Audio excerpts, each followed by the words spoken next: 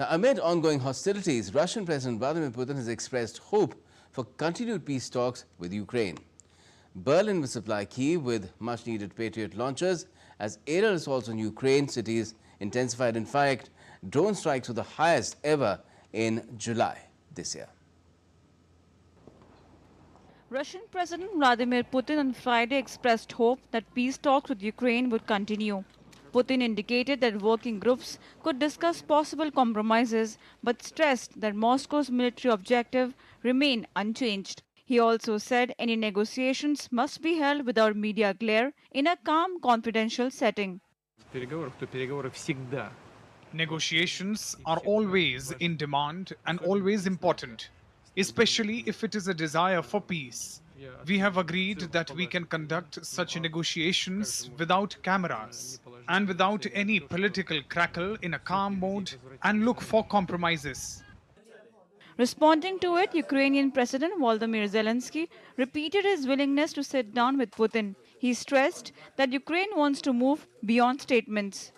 Ukrainian president has, however, renewed calls for stronger international sanctions against Moscow. This comes after a Russian drone attack on Kyiv that has left at least 31 people dead. The attack flattened an apartment complex and caused serious damage to a hospital, school, university and nursery. A day of mourning was declared in Kyiv. In response, Ukraine is pushing for more military support, particularly air defense systems. Germany on Friday announced the delivery of 2 additional US-made Patriot missile systems to Ukraine in the coming days.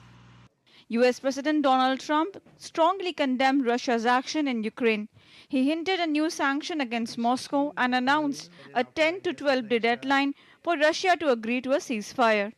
Yeah, we're going to put sanctions. I don't know that sanctions bother him.